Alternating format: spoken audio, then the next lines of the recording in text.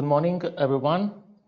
It is a pleasure to welcome you to this webinar organized by Cosmoprof in collaboration with Registrar Corp. Today's session is dedicated to the new FDA and MoCRA regulations, a topic that in recent weeks has raised several questions and concerns among you, our exhibitors. I will now hand over to Mrs. Chiara Remonti and Alexis Ocampo, who will guide us in exploring the key information needed to effectively navigate these changes. And we hope that today's session will be a valuable resource of information as you prepare for your participation in Cosmoprof Miami 2025. Thank you.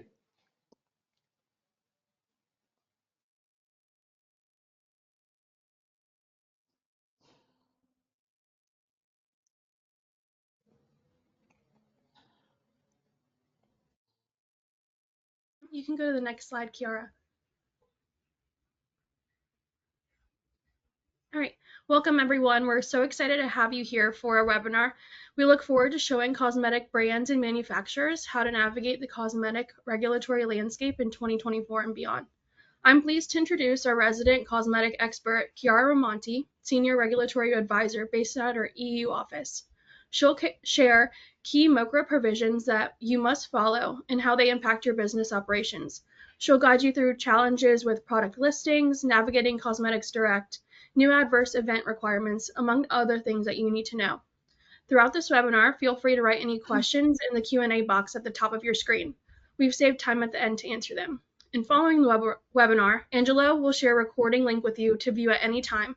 Please don't hesitate to reach out to us if you need any MoCRA assistance. We're happy to help you.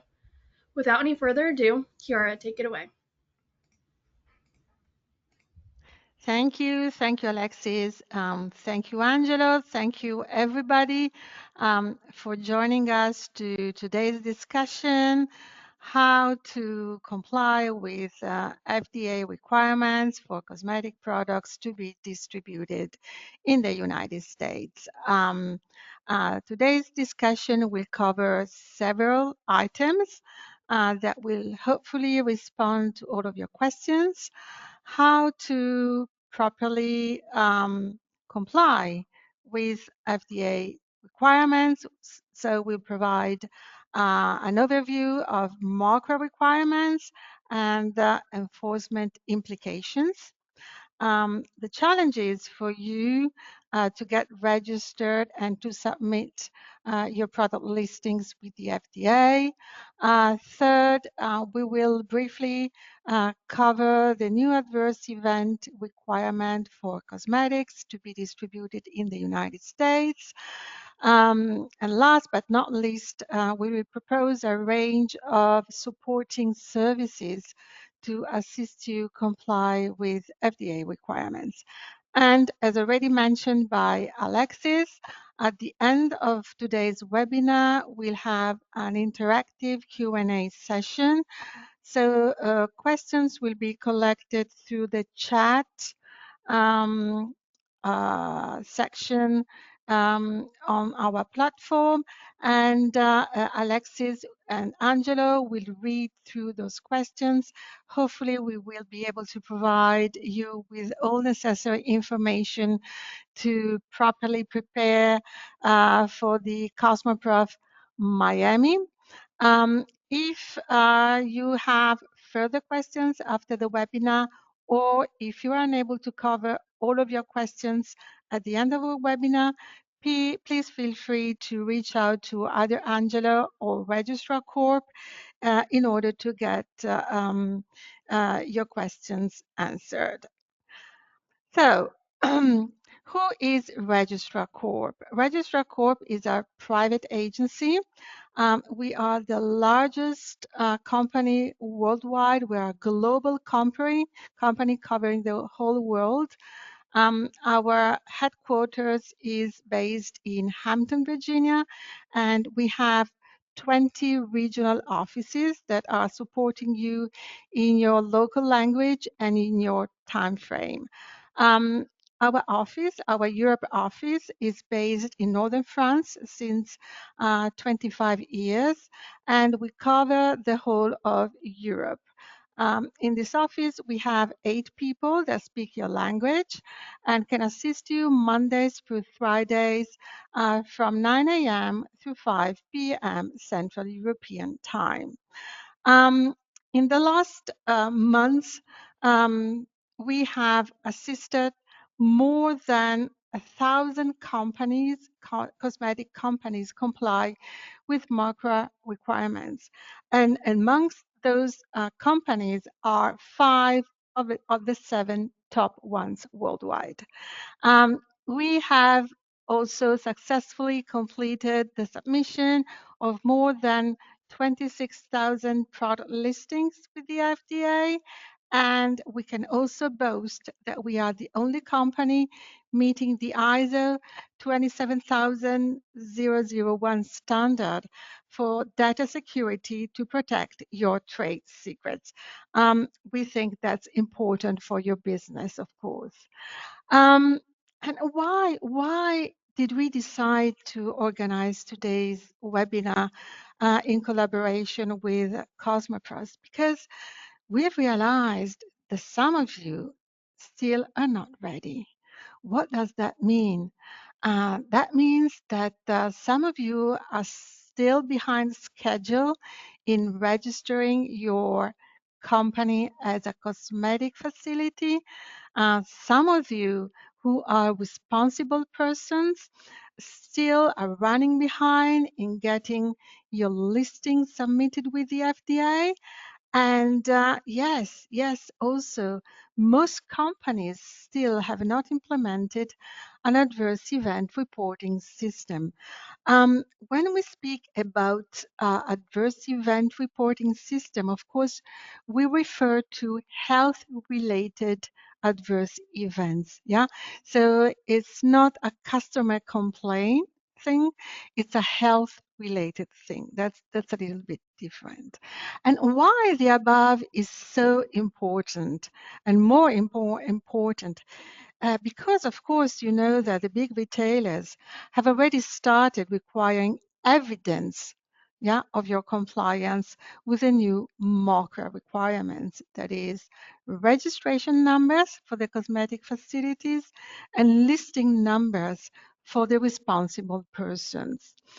And of course, if you want to work with the big retailers and also with the big marketplaces, so selling online your cosmetic products, they have already put in place a policy whereby either you are compliant or you're out of the game. Yeah, and they don't make really a distinction between those that are just starting exporting their products to the United States, or if you're a small business and so on. No, they just want everybody to be compliant. Why is that? Because they do not want to have issues with the FDA. Okay? Okay. So what's important in this further slide is it's a graphic that shows you that the MoCA journey is just beginning now. So we are at the beginning of a long pathway that will oblige every single actor in the beauty industry to comply with the new MoCRA requirements, plus, of course, the FDA requirements that were already in place for cosmetic products. So I think most of you already know that if you are a cosmetic facility, you should have registered with the FDA by December 29th, 2023. Yeah, of course, we also know that the FDA put in place an enforcement discretion period. As it's always the case, the FDA is not a bad guy, okay? Starting from tomorrow, you have to do that, that, and that. No, they usually provide you with a certain time to comply with new regulations. And also, they most often put in place an enforcement discretion period. FDA knows that it takes a while to comply with new regulations. It takes money, and it takes, a new mentality to adapt. So, all in all, if you're a cosmetic facility, let's say, you should have registered your physical address with the FDA no later than July the 1st, 2024. Okay, that's passed. Same thing if you are a responsible person. Who's a responsible person? According to MoCRA, a responsible person is the company whose name appears on the label. Okay, so it can be the manufacturer, can be the brand, can be the importer. It's up to you to decide who the responsible person is, but once you have decided which company name to indicate on your label, that's going to be the responsible person. And it's up to the responsible person to comply with listing requirements, meaning you have submit every single product, cosmetic product, for distribution in the United States with the FDA. Of course, when we say distribution, that implies products that are distributed in the United States for sale, for testing purposes, so as samples, and of course, even for display at trade shows. Yeah, so here we come, trade shows. Adverse event requirement. The report of serious adverse events to the FDA came into effect on December 29th, 2023. So it's passed. Yeah, if you're a responsible person, that's a commitment, that's a requirement that's already in place. How do you collect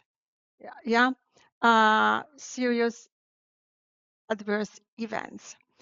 Through a contact that must be indicated on your label no later than December 29th, 2024.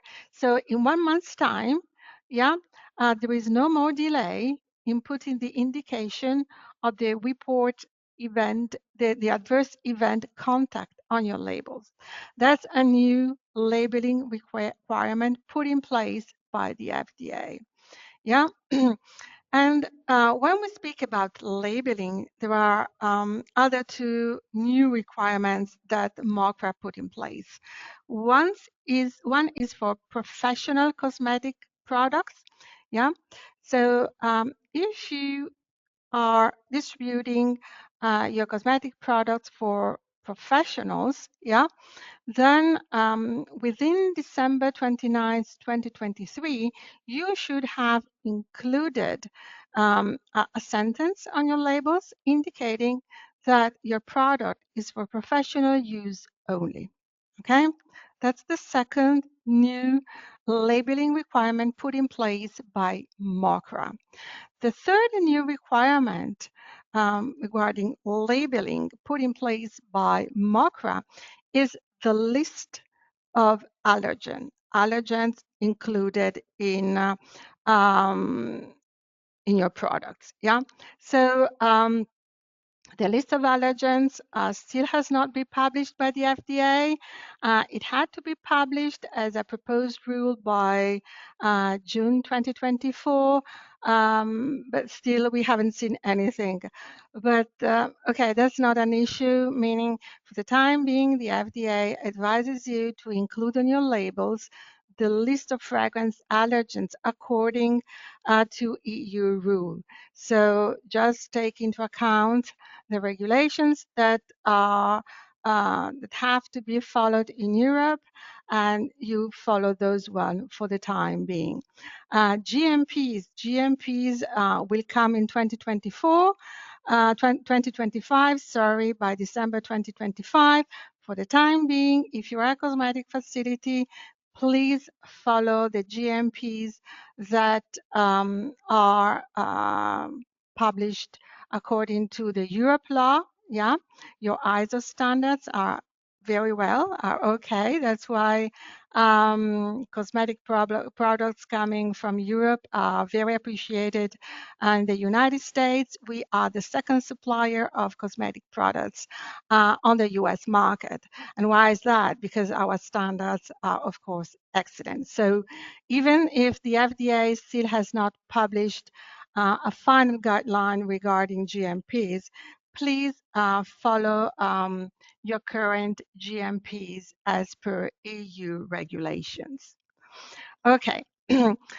I pretty much like this slide. Why is that? Because um, sometimes it's a bit complicated to understand who needs to do what. So this is very visual according to the role played by your company.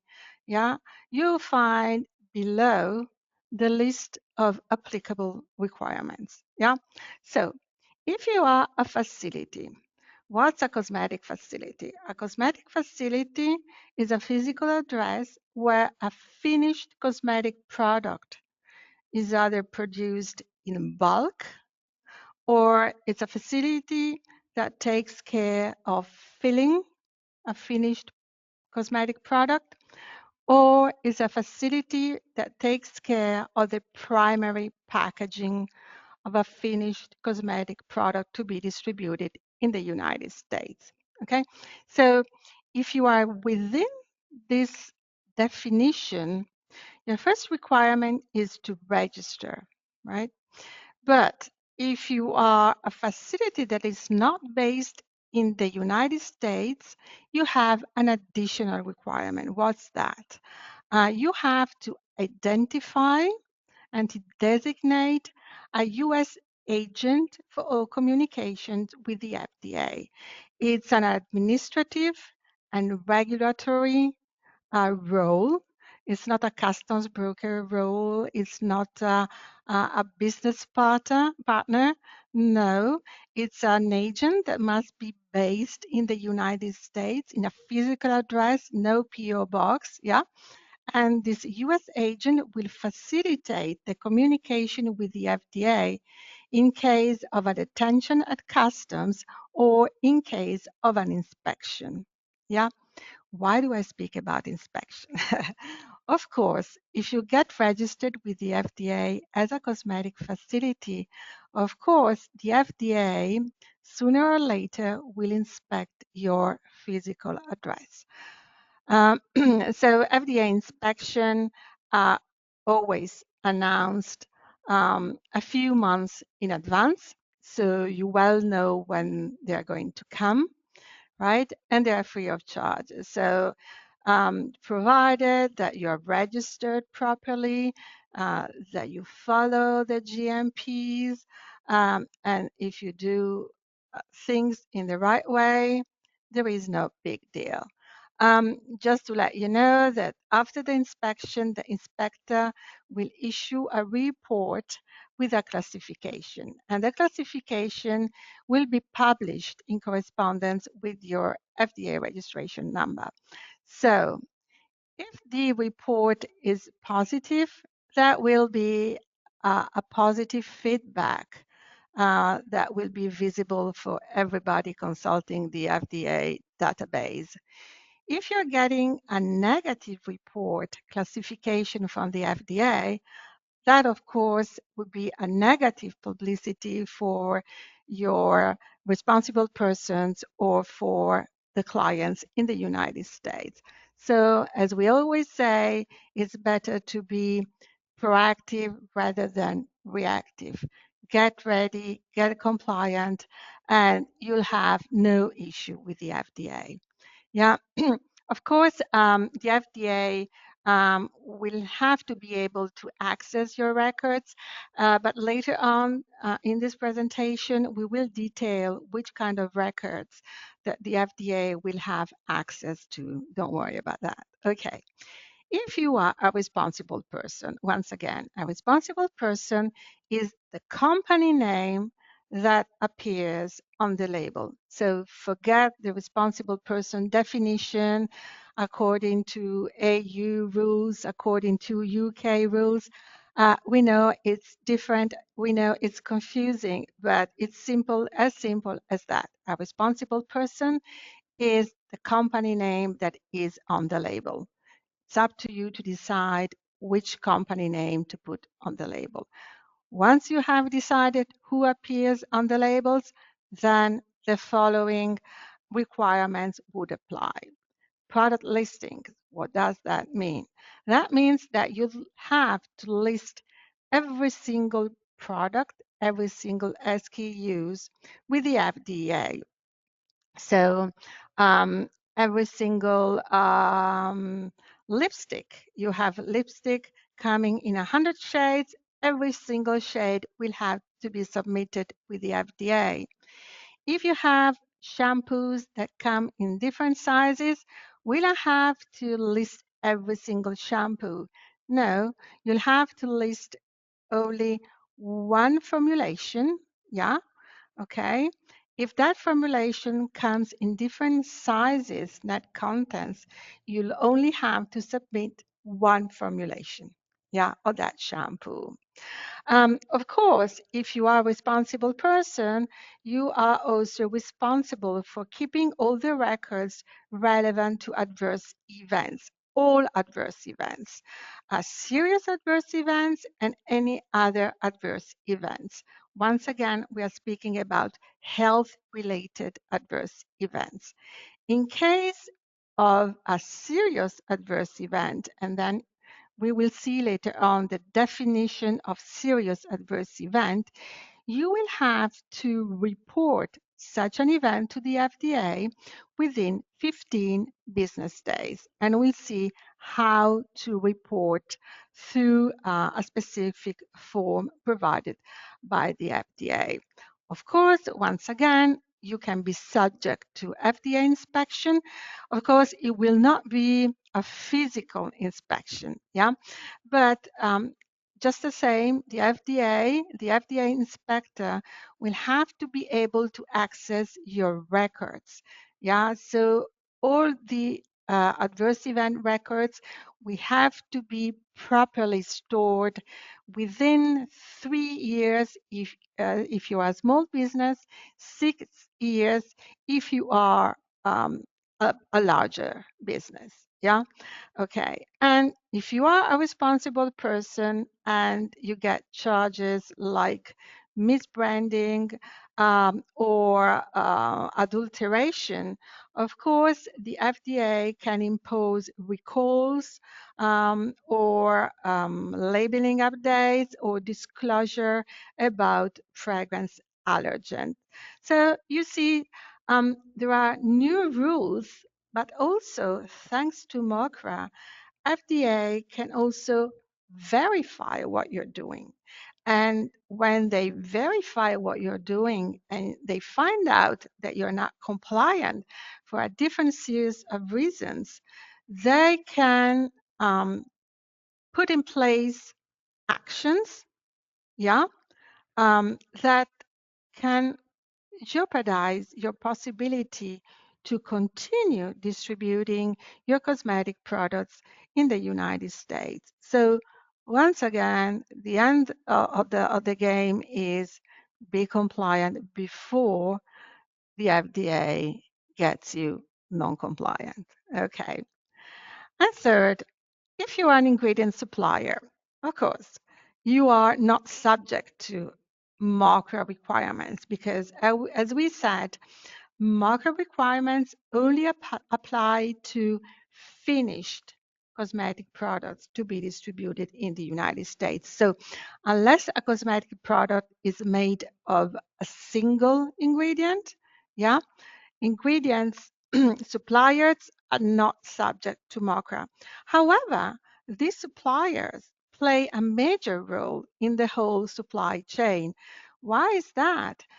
Because, of course, suppliers will have to provide the facilities, the cosmetic facilities, with the disclosure of the list of allergens in the fragrances.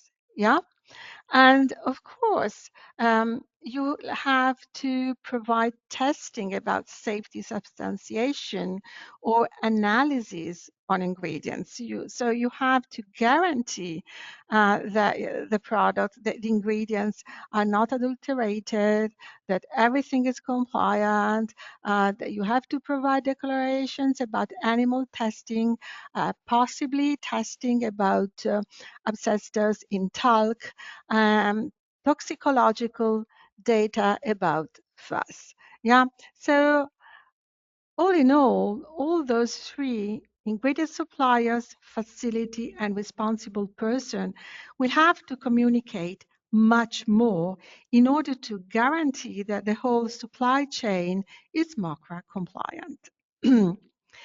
Okay, so we now get to a slide that hopefully will clarify a little bit of confusion. We're speaking to a lot of companies since 2 years in the beauty sector, and still there are a lot of doubts, and there is a little bit of confusion. When do I have to register my facility? By when do I need to proceed with product listing? It's all very clear and it's all very logic. However, I'm going to illustrate that to you in a while. If you want to have the proof, yeah, of what the FDA expects from you, please access the final guidance that the FDA published on the 14th of December 2023, last year. Yeah, please go to page 11 for facility registration deadline and to page 12 for product listing deadline regarding responsible persons. Yeah, of course, I'm here providing you with our interpretation of the federal regulations. Yeah, if your legal counsel then has a different interpretation of the law, it will be up to you, yeah, to respond possibly to FDA's questions. I'm proposing to you our specialist interpretation of the law. Okay, so what's our interpretation?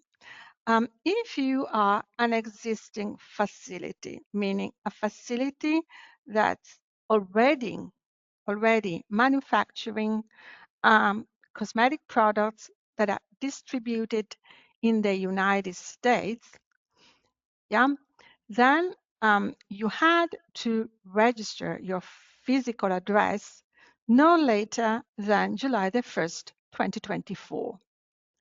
Okay. Whereas if you are a new facility, okay, what does that mean? A facility that till now has not engaged in the manufacturing activity of cosmetic products that are distributed in the United States, okay? If you're starting now, when will you have to register?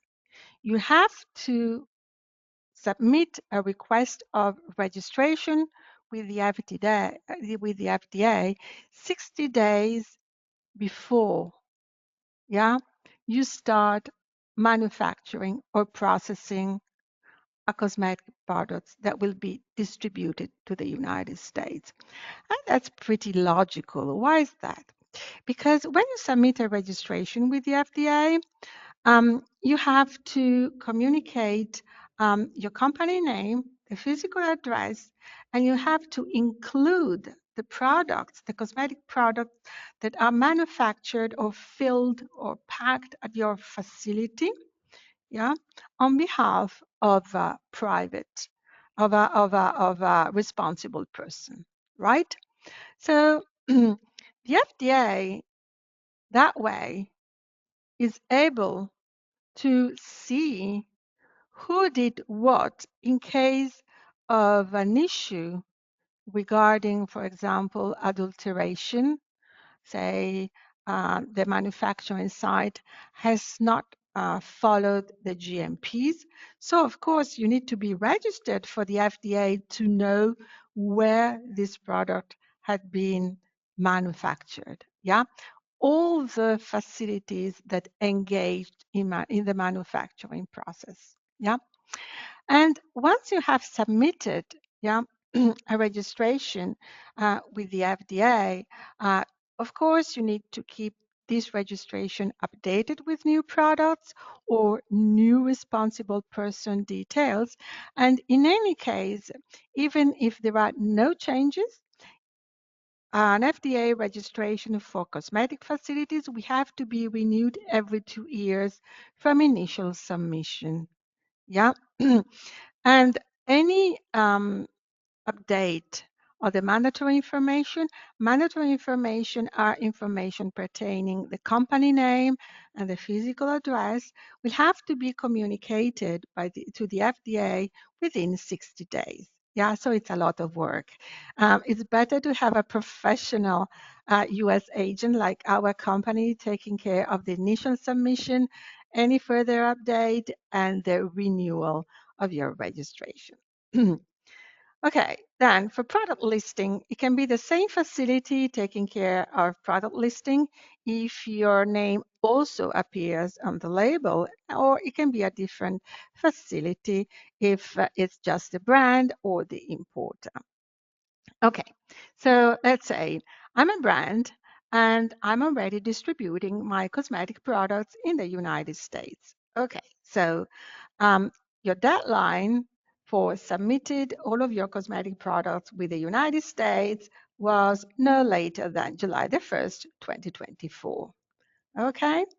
Whereas if you are a responsible person that is just starting now, yeah, to distribute its product, its cosmetic product in the United States, either for sale or as testers, yeah, then you should list such products within 120 days, yeah, before these products go to market.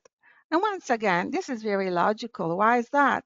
Because, of course, if once those products go through the US Customs, and for instance, the FDA finds out that there is a labeling problem, so a misbranded product or an adulteration charge, yeah, then of course the FDA must know who's the responsible person for these products and who are all of the manufacturing facilities that have been involved in the manufacturing process. Yeah. And so I bet you are asking me, okay, but we are going to a trade show and I'm a manufacturer and I'm just bringing in products that are prototypes. Those are not for distribution. So uh, nothing applies to me. I just have to register, but I don't have to list my products. Well, that's not 100% correct. Why is that? Because um, there are several requirements that come in effect. There is the FDA requirement, there are FDA requirements, and then there are customs requirements, right? So if you are shipping your prototype to a trade show for exhibition in Miami or Las Vegas. Yeah, very nice. Of course, you are meant to include the product name, the net contents, the list of ingredients, product of plus the country name, and of course, you'll have to include the company name. It can be manufactured by or for, it can be distributed by or for, distributed by, or it can be packed by or for. In any case, there will be a company name on the labels of your prototypes. And if so, of course, you'll be included in the FDA definition of responsible person. Yeah. So you'll be subject to product listing requirement. Okay. Product listings, are those valid all the time? No. So product listings will have to be initially submitted and then possibly updated, yeah, every time there are any changes, yeah, regarding manufacturing facilities, regarding shades, list of ingredients, yeah. Um, some products can be discontinued, yeah, and those listings will have to be deleted with the FDA.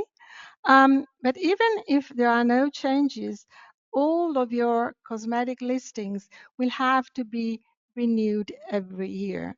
FDA says 12 months after initial submission. So you'll have to keep track of all of your listing submissions. And one day before the 12-month ends, you'll have to renew your product listings. If I don't do that, what's going to happen? Well, the FDA is going to cancel your listings, as simple as that. Okay, so we have already mentioned that thanks to MoCRA, or because of MoCRA, okay, the FDA has expanded its authority and its regulatory power over cosmetic companies. And we have already mentioned the possibility of inspection at facilities and the request of access to records relating to a cosmetic product for the responsible person. If you are a facility and you get charges regarding adulteration of the products that you have manufactured, you could get your facility registration suspended. Yeah. If you are a responsible person, you could encounter issues with mandatory recalls, warning letters, detention, yeah, and all of that is going to be published by the FDA, yeah. So recalls, warning letters, and import alerts are published by the FDA and are visible, yeah, on the public database. What does that mean? That means that if you are a brand, for instance, and you've got a wonderful website, excellent marketing campaigns, but you have a very poor rate on the FDA website, it's probable that that's not going to be very good for your importers or for the big retailers. So once again, it's better to be proactive rather than reactive with the FDA. It's better always, that's our humble point of view, to anticipate any problem, to get compliant first in order to avoid problems with the FDA, because the whole objective of MoCRA, yeah, is not to bother you.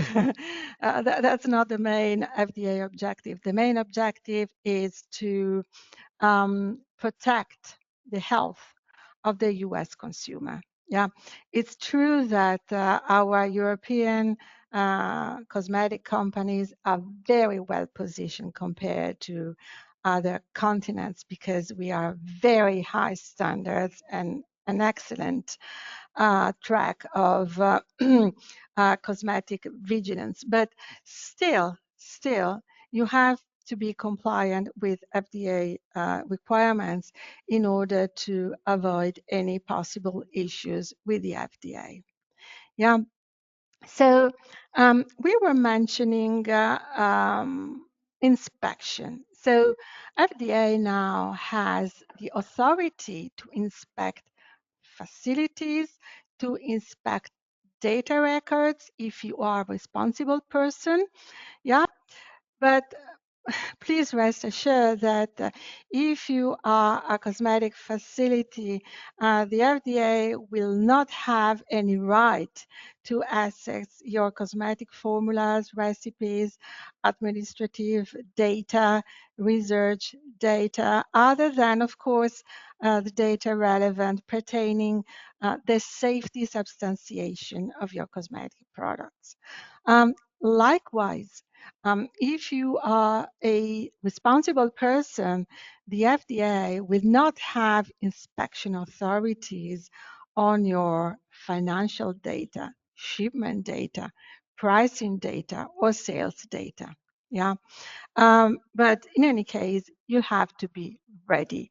If you register with the FDA, if you list your products with the FDA, sooner or later, you'll get an FDA inspection.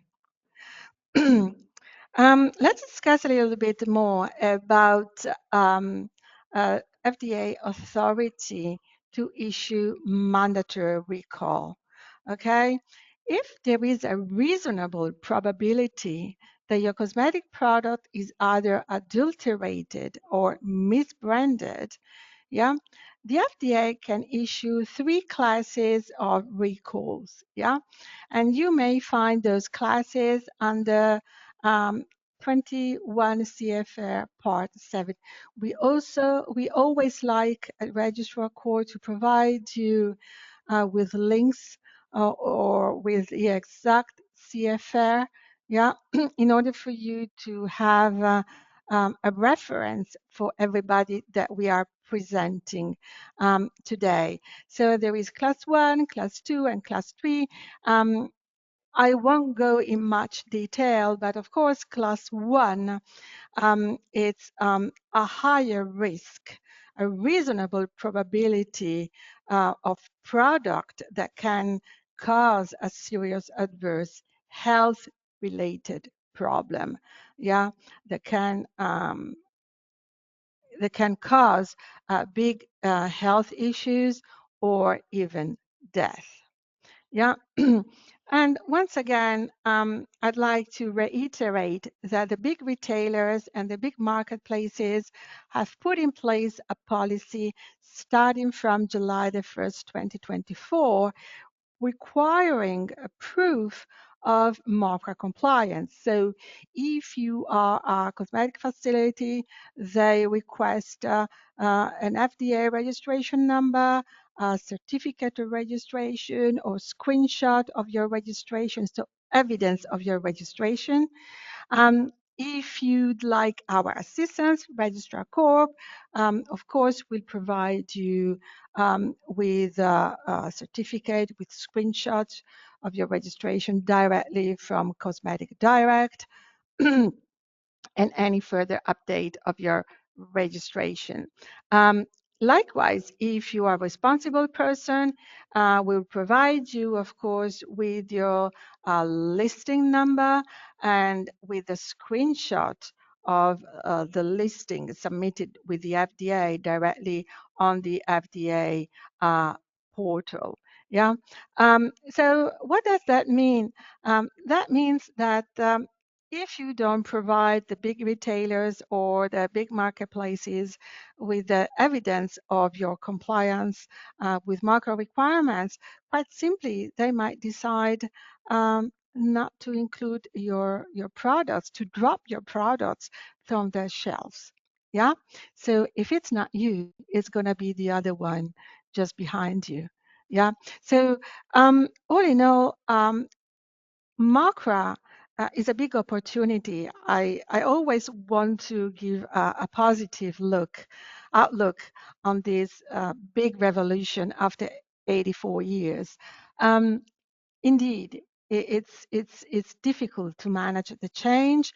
It takes time, it takes effort, it takes money, but it also provides you with a fantastic opportunity of new business. If you are a cosmetic facility, even a small business, if you decide to register, then you'll get an opportunity to work with big brands or to work with big contractors, manufacturers. If they have a peak of work, and they are unable to fill the cosmetic products themselves or produce the bulk themselves, and you're ready, you're registered, it's like hey, I'm here, I'm ready, just give me the work. I can get it for you done appropriately and on time. Yeah. So there's a big opportunity for you to get more business. You can publish the certificate on your website. That's, marketing your ability to comply with FDA requirements fast and appropriately. Same, if you are a responsible person, even if you are a small business. If you are a small business, you can decide either to register and to list or not. Yeah, right. However, if you want to gain more business. And also, if you want to comply with the newest policies put in place by the big retailers and the big marketplaces, and in spite of your possibility to decide not to register and not to list, you decide still to register and to list your products, you get much more visibility, because you say to the big retailers and to the big marketplaces, hey, I'm ready, I'm compliant. Yeah, so put me on the shelves. Yeah, so of course, that I should think that if you go to a trade show, an important trade show like Cosmoprof Miami or Cosmoprof Las Vegas, yeah, and you're already FDA compliant, yeah, and you have the luck, or if your products are so good, to get the immediate attention of a big buyer or a small buyer or several buyers, and they ask you, are you FDA compliant? And you're ready to say, yes, I'm FDA compliant. Here's my certificate on my booth. Just place the order and I ship to you tomorrow. Yeah. Whereas if you still are not registered, and if you're still not, if you still have not listed your products with the FDA, your response inevitably would be, okay, wait a minute. I have to see how to go about listing submission, or how to get all of my suppliers registered. So I should think that you understand that in the US, everything goes fast, much faster than Europe. I don't know whether it's a good or bad thing, but in any case, everything goes fast. So if you don't react fast, you're not going to get the business. It's as simple as that. There is also another part of the complexity of this whole thing that I would like to share with you today. Meaning, even if you are a small business, right? So you are a cosmetic facility, small business, or you are a responsible person, small business. So you decide not to register or not to list your products. Yeah. For the time being, you should know that the FDA still has not put in place a specific procedure to identify which companies are small business. Yeah. What does that mean? That means that when you're going to ship your products, yeah, the FDA officer has no way to identify whether you are a small business or not. So as a standard procedure, they would ask for the standard documents that they would ask to any other company, meaning, please provide me with the registration number of your suppliers. Please provide me with the listing number of the products or the cosmetic products that are transitioning to the US custom. Yeah. So you could start arguing with the FDA officer. I'm a small business. I have the option not to register, of course, unless you make products that come in contact with the eyes, that are injectable, that are for internal use, or that modify the appearance of the human body for more than 24 hours. In that case, you have to register and list, even if you are a small business. For all the other product categories, you could decide, you can make a decision whether to register and list or not. But yeah, your shipments could be delayed, and any delay would cause what will cause further time to deliver to your client, and possibly expenses because there is a rental to be paid at the port or the airport in the United States. So on one side, there is the regulation, which is not perfect for the time being. We are just at the beginning of a long path. Yeah.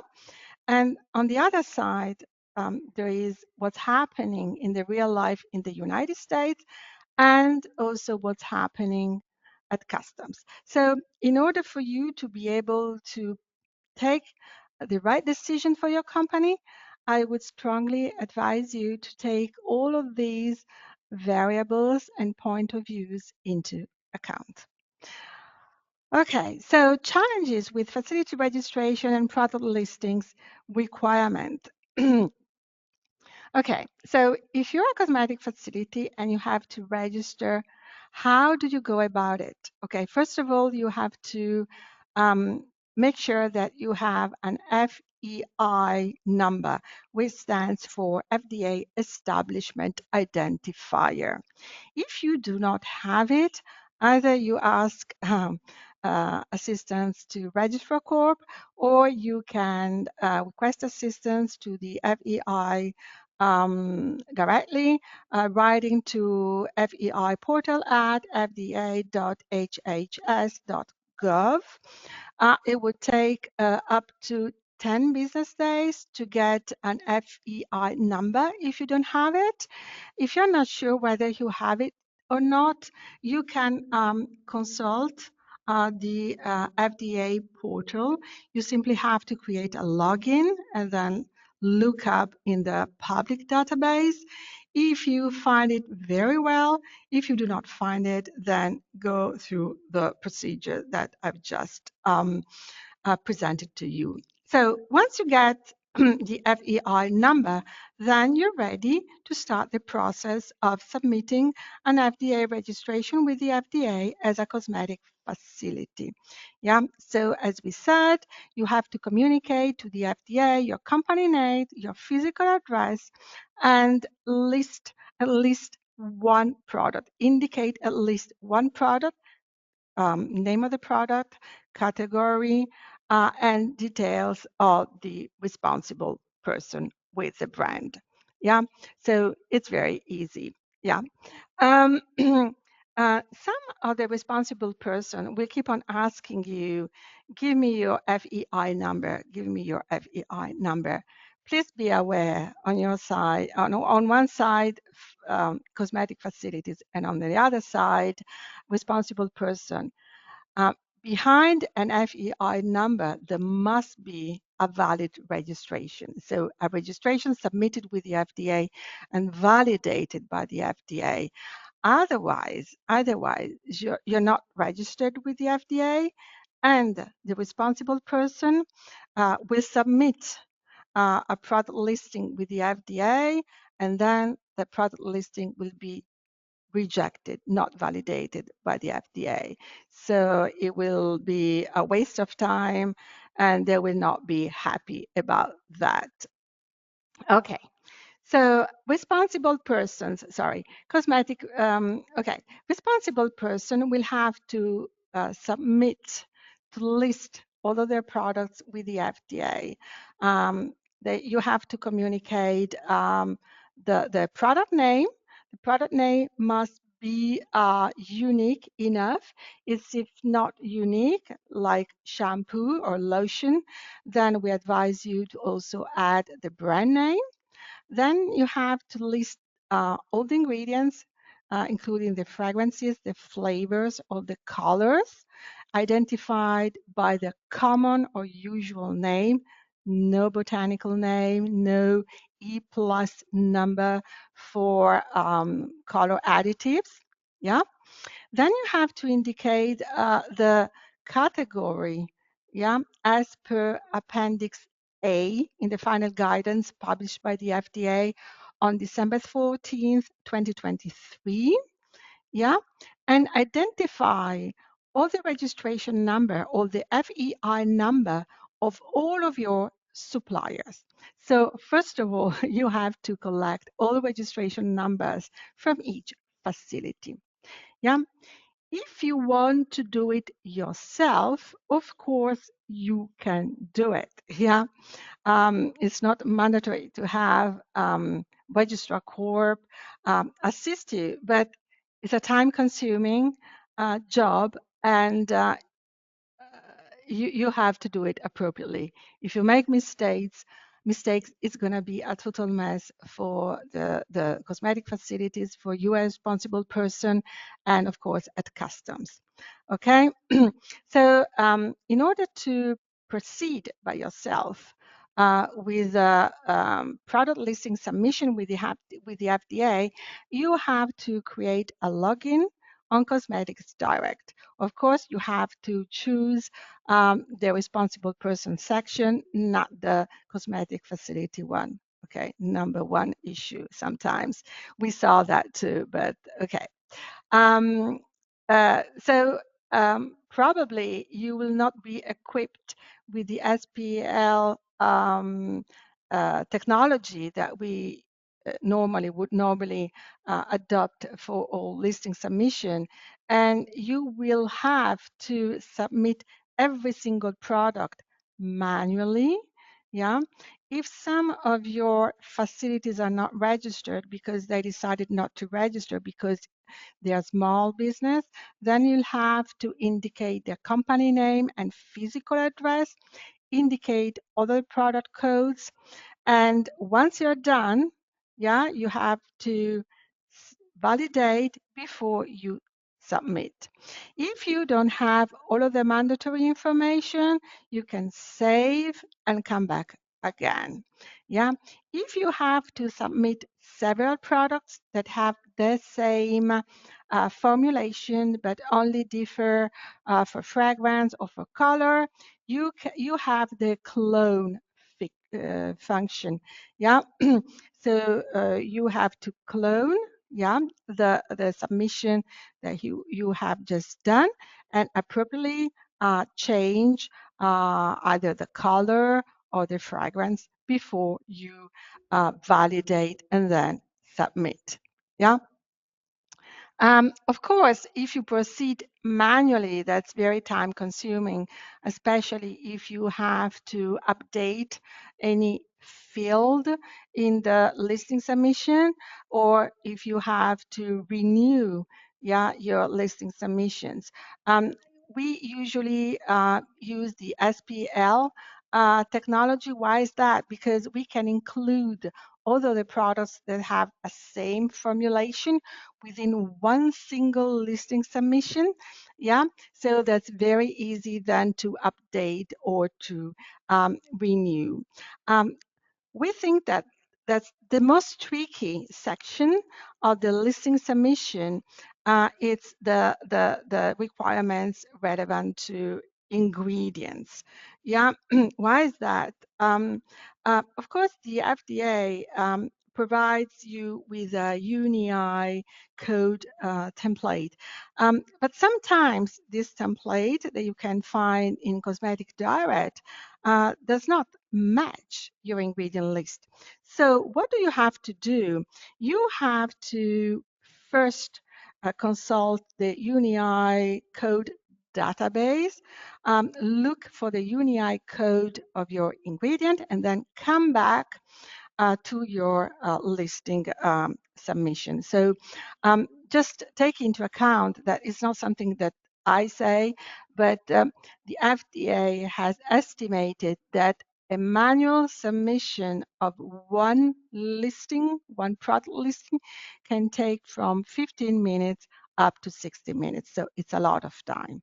Yeah, especially because it's not only an initial submission, you have to maintain this initial submission, update it, delist it, so cancel the listing if the product is no longer on the market, is discontinued, and also if you have to renew a listing submission.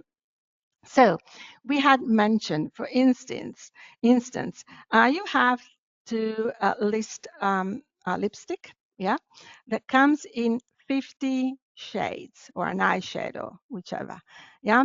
Okay, so you'll have to do 50 separate listing submission of the same product using the clone, yeah, feature. Whereas through the SPL technology that we use, we would create one single flexible listing, including all of the 50 shades. Okay, this is a slide that lists most of the error that we have heard from our clients that had initially thought about doing themselves. Okay, so sometimes they had started submitting product listing before they had all of the registration number of their facilities. And then the product name was not unique enough, so the FDA would not validate the listing submission. They use special characters. That's not possible. Ingredient names were not listed according to UNI code. So you see, sometimes you think that you're doing things correctly, and then it turns out that it's just a lot to integrate and above all to implement. Yeah. Take into account the registration process must be completed appropriately, and it must reflect what the responsible person then are going to submit with the FDA. There has to be correspondence, yeah, absolute 100% before about what the manufacturer declares to the FDA and then what the responsible person declares to the FDA. If there are different information, not matching information, then you could have issues at customs. So just practical tips that we wanted to share with you. Implementing new adverse event requirement. That's a very important aspect of FDA compliance. We had already said that all the adverse event that have been reported to your company must be appropriately kept, the records kept. If you are a small business, 3 years. If you are not a small business, 6 years, because all of these records are subject to FDA inspection. So no Dropbox, no SharePoints, no Excel files. In any case, FDA does not accept Excel files. All of the medical reports, photos of the U.S. consumer, image of the label, all email exchanges must be properly recorded and kept in a safe place because these are health-related reports, so it's not customer complaint, it's different, and all of this information must be stored in a safe area that can be accessible throughout possibly different locations. So an online platform would be ideal because, for instance, if your marketing team is in a certain country, you have your dermatologist somewhere, the regulatory department somewhere else, then you have to evaluate within 15 business days if an adverse event is a serious adverse event which requires reporting to the FDA within 15 days or not. Yeah. And How can a US consumer report an adverse event to you? The FDA, through MoCRA, indicates three possible ways, either through a physical address in the United States, or a phone number in the United States, or an electronic contact. It can be a URL or a QR code. For the time being, the FDA has not mentioned email addresses. The electronic contact would appear to us as the most appropriate way of collecting adverse events, especially because adverse events contact will have to go on the primary packaging and on the secondary packaging. The primary packaging, you tell me, it's normally very, very small. Yeah. So instead of putting a whole physical address in the United States, a QR code or a URL would be the best choice. And it would also allow you to link it to an online questionnaire with all of the 43 mandatory fields that you'll have to communicate to the FDA in case of a serious adverse event, right? So just imagine somebody calling a US phone number or writing to a physical address in the United States.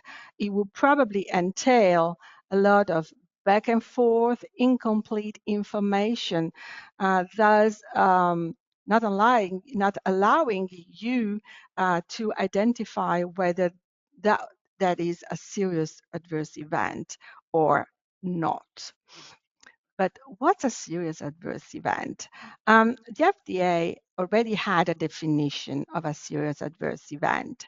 With MoCRA, this definition has been broadened to include serious, persistent rashes or infections, second or third degree burns, significant hair loss, or persistent or significant alteration of appearance. So these are new provisions, yeah, especially that also take into account the influence of media, of social media like TikTok, yeah, and the greater number of cosmetic products that we use.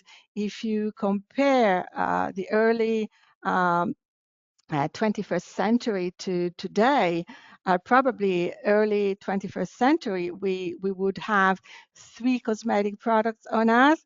Now, if we can't, we have at least 21 or 22 or 23 or even more than that. So brands, through the collection of adverse event reports, should be testing, I think, the interaction between different products and also between different brands. So there is a major change in industry and in the way that the influencing of social media are steering the behavior of of US consumers. So collecting serious adverse events or adverse event will allow, we think, a responsible person to better fine tune the warning or the claims on the labels, and that's a positive thing, all in all, I should think. Yeah. Um, and it's important, once again, to have all of these reportings properly stored, because of course that would expedite the serious adverse event reporting, but it would also help you, responsible person, normalize incident rates. That's very important for your industry, I would think. And it would also probably help you define acceptable ranges. Yeah.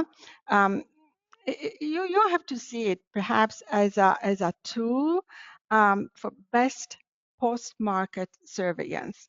Yeah, I would advise you to take this new requirement as a positive thing. Yeah, as always, there is a positive side to any new regulation. Um, I wouldn't go into further details about the importance of adverse event record keeping. I think you all are aware of that. We can go in further details in a separate conversation if you're interested in that. But yeah, once again, you have to be aware of the importance of this specific part of MoCRA requirements. And of course, once again, Registrar Corp has put in place a software that could greatly assist you with collecting all the records relevant to adverse event and prioritize those events according to the degree of importance, of gravity. And you can also store all of those information for 3 or 6 years. Yeah, and almost automatically, yeah, provide the FDA. This is a screenshot of our online platform.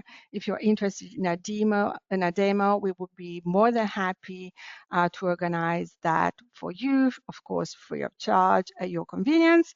There are 43 mandatory fields that in case of a serious adverse event, you'll have to report to the FDA.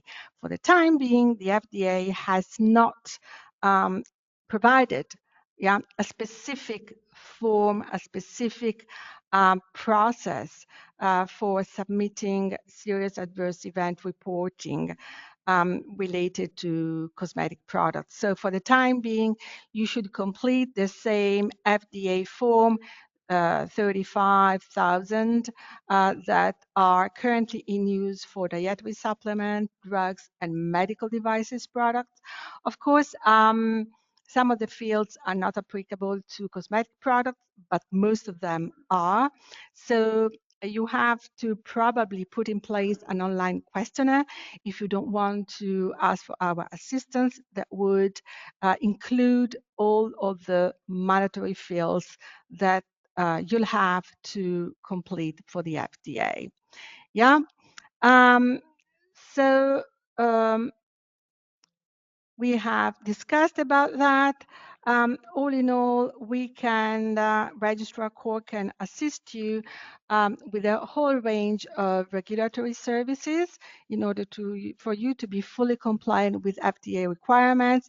It can be online training, it can be adverse event management, registration and US agent, label review. We also have a software that can assist you with product formulation. It's called Cosmetry.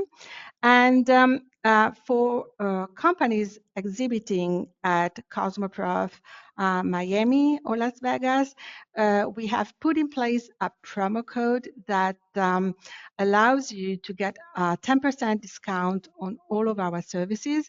This promo code is Cosmoprof 2025, whereas for cosmetic product listing management, if you wish our assistance, we can offer a 50% discount on our standard fees, which I think is very interesting.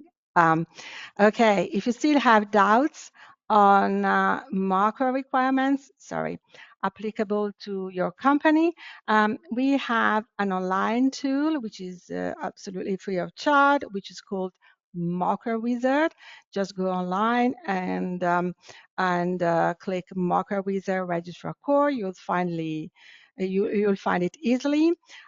If you want to have access to our blogs or to our future events or past events that have been recorded, just go on the events page of registrarcorp.com. If you wish to contact our Europe office, please write to europe@registrarcorp.com, even for a question. You are not obliged in any way to subscribe to our services. We are more than happy to clarify the MoCRA requirements that are applicable to your company and to better illustrate the contents of our services. Here is our phone number. So please feel free to reach out to our Europe office Mondays through Fridays, 9 a.m. to 5 p.m. Central European Time. Thank you for your attention. And now the Q&A session is opening up. So I'll be happy to answer your question together with Angelo. Thank you, Alexis. Perfect. All right, so I'm going to pull some up. The first question I see is it possible to know what is the website where we can see the score of the registered companies? The score, oh, okay, yeah, okay. So I would suppose that you would like to access the link, you would like to get the link to the FDA pages that collect all the import alert or warning letters regarding cosmetic products or cosmetic companies that have been stopped at customs. We can provide that to you, yeah, of course. That would be most useful for you to understand how the FDA is enacting its regulatory power, how the FDA is enforcing the FDA regulations on companies. Yeah, of course, we would be more than happy to provide that to you. It can be labeling issues, so misbranding issues.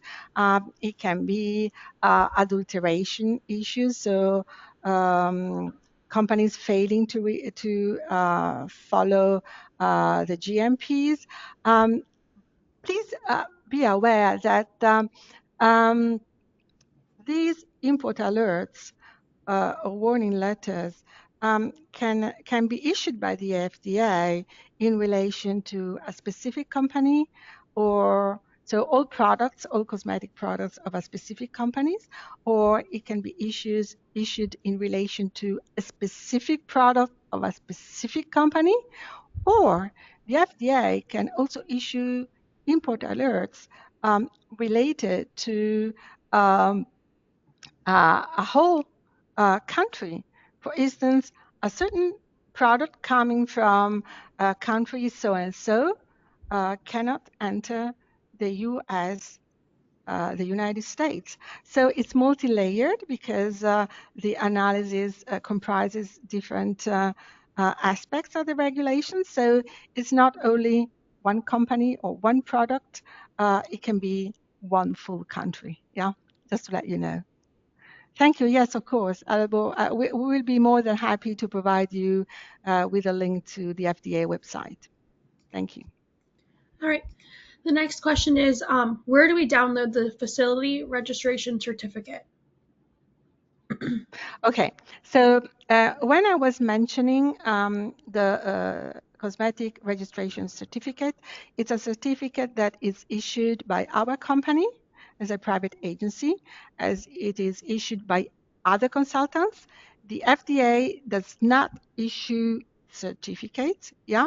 Still, certificates are very much requested by the great retailers or by the importers. Yeah. Just take into account the Registrar Corp has been into business for the past 24 years. We assist globally.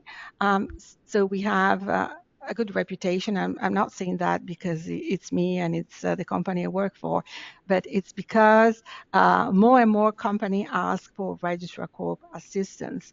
So in case you want to do it yourself, what you can provide to your responsible person, or if you're a responsible person submitting cosmetic listings yourself, you can quite simply take a screenshot of your submission and the validation of your registration by the FDA, or the validation of your listing submission by the FDA, and provide that evidence, yeah, to your marketplaces or to your importers. Yeah. Thank you for this question. It was not clear. It was clear in my mind and probably to Registrar clients, but not to the other companies. Thank you. Thank you for the question. All right. For products under the category professional use only, do brands have to follow the same facility registration and product listing with the FDA? Yes, absolutely.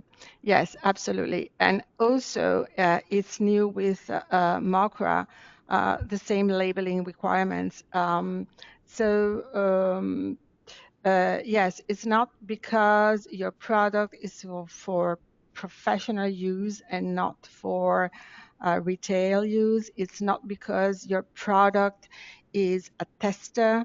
It's not because your product is a prototype to be exhibited as a trade show that those different categories are subject to different requirements. They all have the same requirements. Yeah. So yes, same rules apply to everybody. Yeah. Okay. This Thank somebody you. asked, if we want to hire you, is it possible to get registered and our listings up before the show? How long does it usually take? And as far as labeling, does the label have to be on the bottle of every product, or is the box of the product comes in sufficient? Okay, two questions. Great. Absolutely, absolutely. We have the experience and we have the workforce to get you compliant before the show. So if you are deciding to proceed this week or next week, absolutely, we will be able to register all of your suppliers, and we will be able to submit your product listings with the FDA. There, okay, so even if you are shipping, for instance, by sea next week, okay, what you have to take into account that you must prove that you are compliant by the time your products get to the US custom. Yeah. So typically by sea, especially in these weather conditions, a boat would take approximately 3 weeks. Yeah. Even if you ask us to submit, say, 200 or 300 products with the FDA, we have put in place a technology whereby very swiftly and smoothly we will be able to double check all of your ingredients and allergen and translate those into the common names that are requested by the FDA and automatically associate a UNI code. Yeah. So say the whole process, even if you have, say, 200 products, could take up to 7-10 working days. So I would say absolutely, absolutely. If you decide to proceed, and I would advise you strongly to proceed in order not to have problems at customs, but also to have an opportunity to swiftly, confirm purchase orders with your buyers at the trade show. We can do that for you. So yes, let's talk about that. We are working Mondays to Fridays. So we will be more than happy to discuss about your specific needs. We could arrange for a specific Teams call. In half an hour, we can put down a special offer for you, taking into account the special rates that we have put in place thanks to the partnership with Cosmoprof. Yes, absolutely. That's one thing. Labeling. So if you bring your products to the trade show, both the inner package and the outer package, yeah, would have to be compliant. If it's samples, testers, the only thing that you could omit is the ingredient list. Yeah, all the other requirements would apply.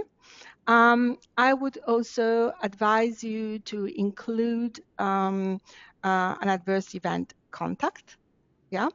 In any case, we can proceed. Normally, we proceed that way.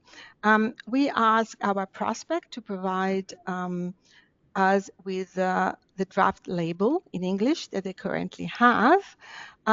We can do a general assessment free of charge, of course, and then starting from there, we will be able to advise which of our services is most appropriate to make your labels compliant. Sometimes it's just a couple of suggestions.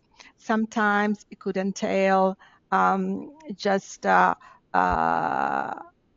consulting hour, yeah, to fine tune all the mandatory information. Sometimes your label would need to be completely reviewed, and we can also provide you with a graphic file ready for printing and a report indicating every single regulation applicable to your product.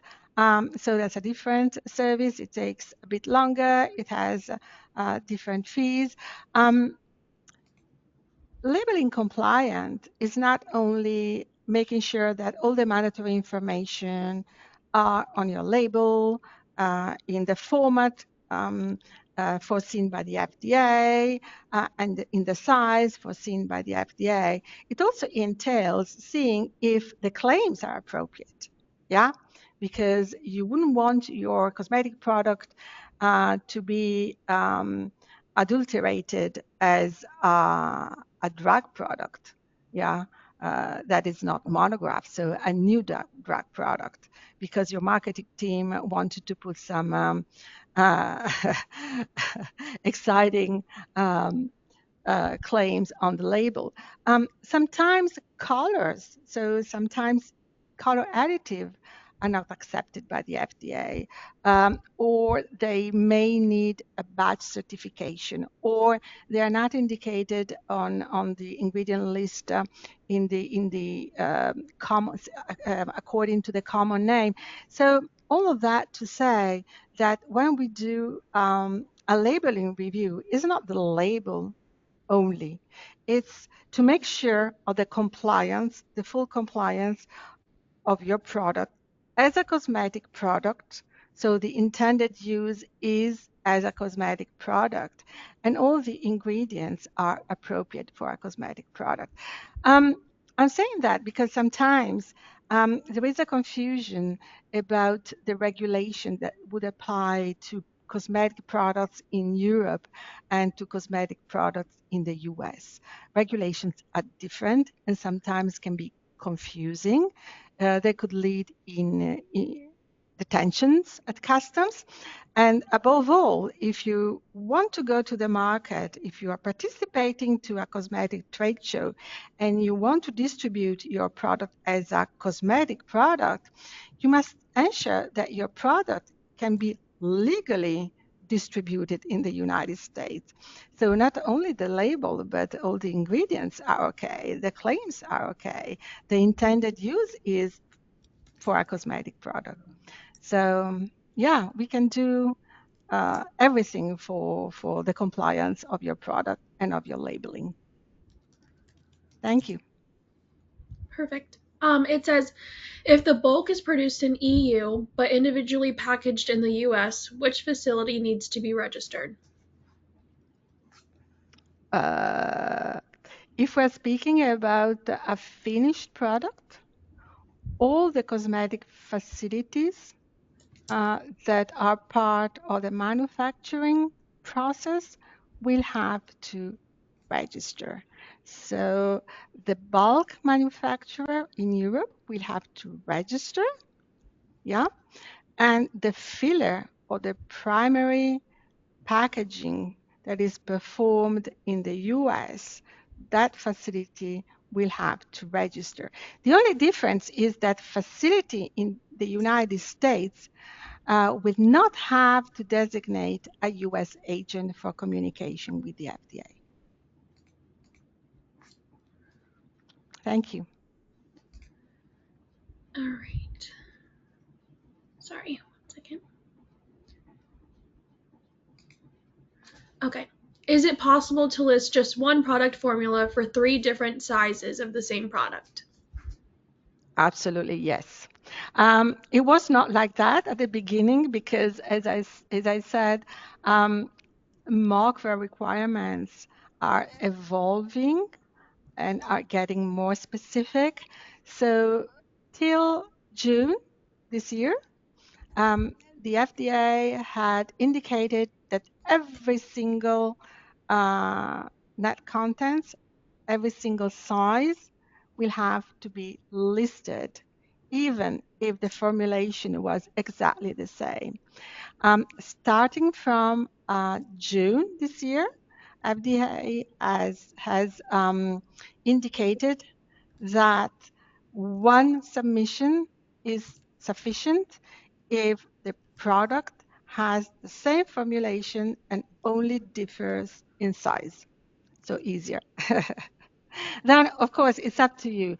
I mean, if you find it more easier for you from a logistic point of view to submit the same product 3 times, for instance, if you have 3 different sizes, because that way all of your logistics will be managed in an easier way, then it's up to you. But that's not an FDA requirement. Thank you. All right. I would say, Alexis, Angelo, if you're okay, we'll take one more question, and then if you have any further question, you can either write to us at europe@registrarcorp.com or write to Cosmoprof, to Angelo, and they will redirect all of your queries to us. Yeah, thank you. All right. So last question is, what size company is considered small for the option not to register and list products? Okay, thank you for this question. A small business is defined by MoCRA as a company that has sales that are below, yeah, $1 million. So revenues in the United States below $1 million as an average for the 3 past years. So if you are a cosmetic facility, of course, normally cosmetic facilities do not export directly to the United States. So once again, I invite you to contact your responsible persons or your manufacturers, you're the big ones that give work to you, and ask which are the products that I manufacture or I fill for you that actually go to the United States. And according to the amount that you make, thanks to those missions, those products, you'll be able to quantify the value of your sales, indirect sales in the United States.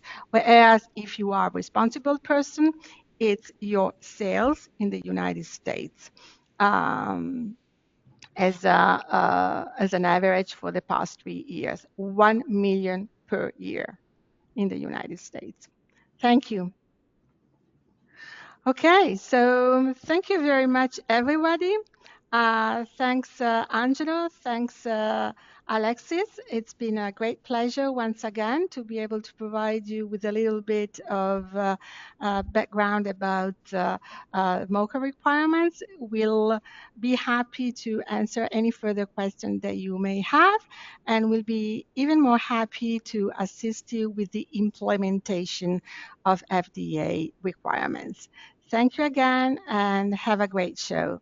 Bye. Thank you to you as well. So bye-bye to everybody.